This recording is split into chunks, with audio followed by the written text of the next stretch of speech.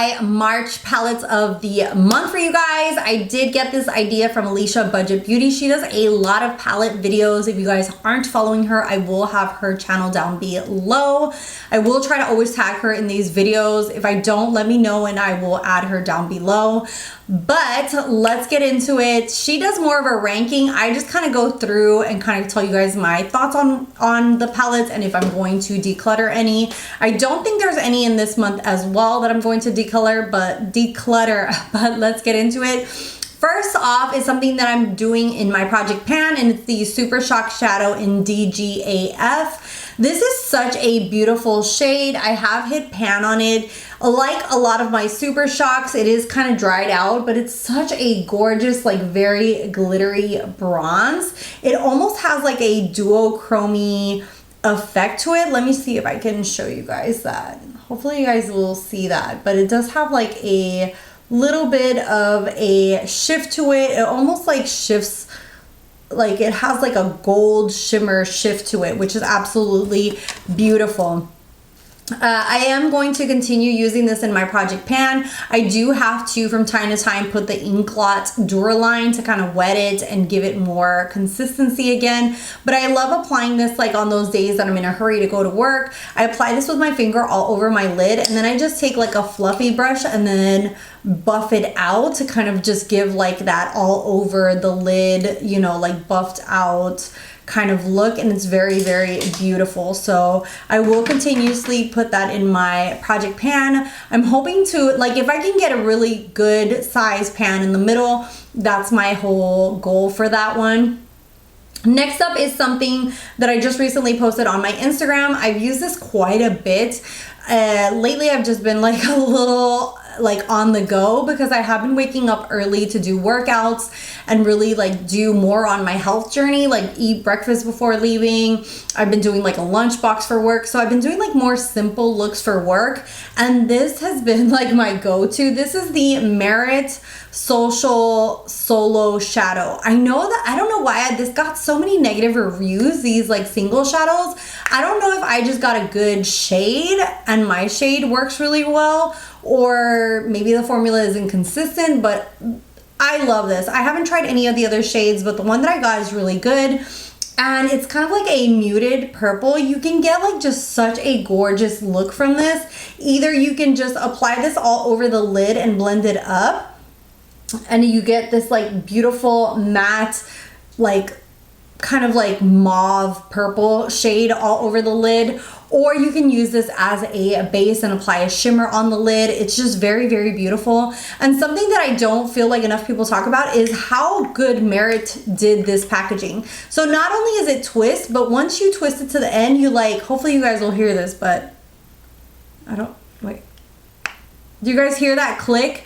It clicks and like seals in the moisture here. And I wish more companies would use this type of packaging for glitter, for cream shadows, for Super Shocks, because it just really keeps it nice and moist and like have that beautiful consistency. And I hate when a lot of these cream products have like that, like it'll dry up on the top, so then you really have to dig in there and take that like that layer that has dried on top. So really, really love this and love the packaging. Another thing that I use this month is the Kaja Orange Blossom. This was actually from my decision wheel. I use a decision wheel a lot of days when I don't know what to like pick, and it picked this one, and it has like this little trio. I love Kaja Beauty's like products. They're very, very beautiful. And this has like, I want to say 3 shimmers in here.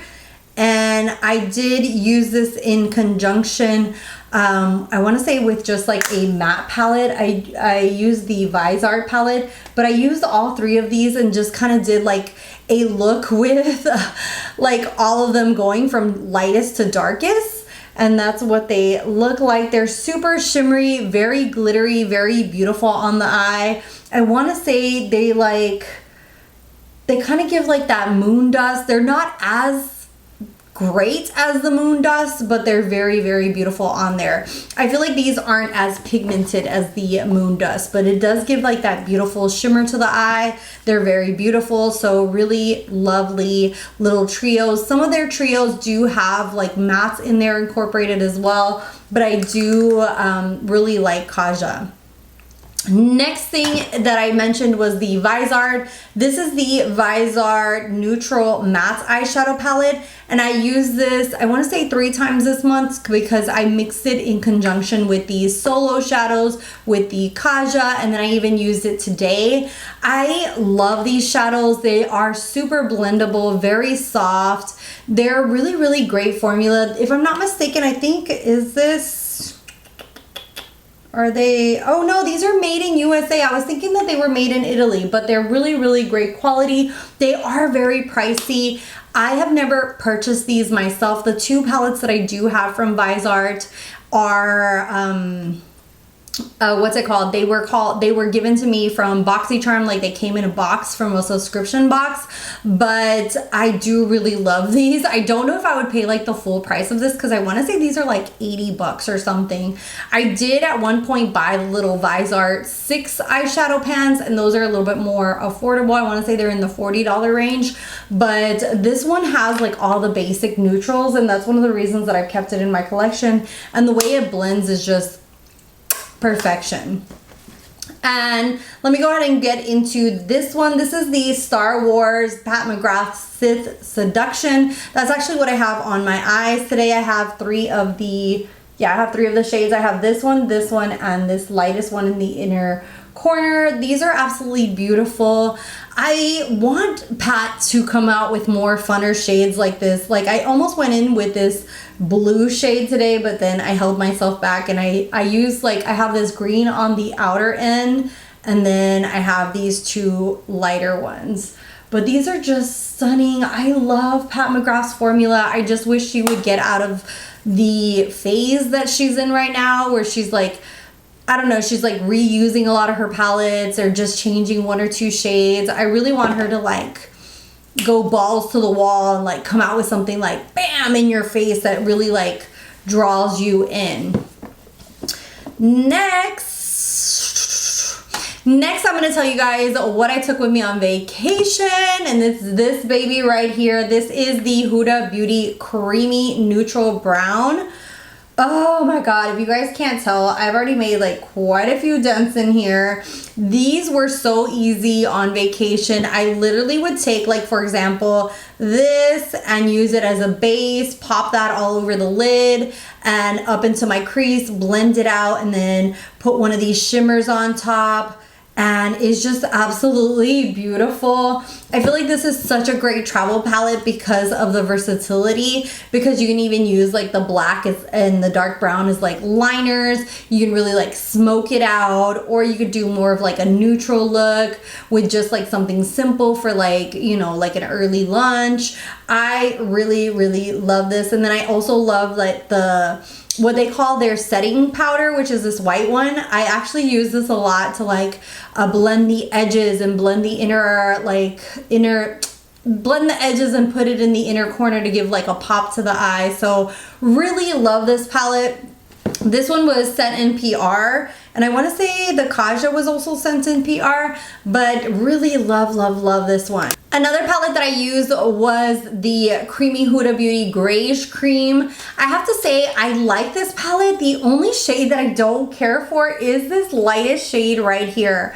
Hopefully you guys will see this, but it's super creamy. And when I say it's super creamy, I say that in a bad way. It accentuates texture. I don't really gravitate to it a lot. You have to be very light-handed with it, because the more you pack on, the more it kind of like, I don't know if I just got a bad one, because the rest of the creams in both of these are so good, because they're kind of like that mid-tone cream. They're not way too creamy, but not too dry. So when you put your finger in, like, for example, this one, you get kind of like that good consistency where you can like blend it out and it just kind of like dries at the same time. With this one, it like stays so wet and creamy. It's almost like a putty formula, and I don't really care for that one. The rest of the palette like aside from that, the rest perform beautifully. But that one, I don't know if I just got a bad palette or what. Let me know if you guys have this greige one.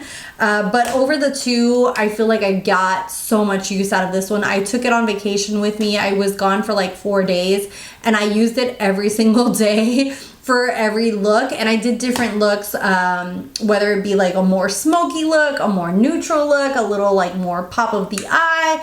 It just really came in handy. Really love that one. The next palette that I'm gonna show you guys was sent in PR. This one kind of threw me out of my comfort zone. This is called Under the Full Moon by itsbelcosmetics. It has a lot of blues, it has a lot of cool tones, and I'm usually somebody who goes for more like warm tones or purple, greens and such. So this one kind of threw me out for like a spin, but I do think it's fun to like incorporate things that you're not as comfortable with or things that kind of get you out of your comfort zone to like really do some fun looks.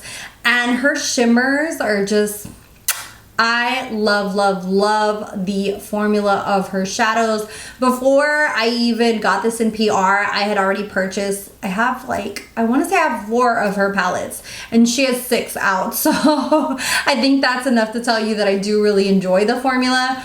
I think like if you like this kind of color story, if you want to try something fun and different, this is definitely for you. I do like the looks that I did get from this, and they are like a little different, a little fun for me to really step out there.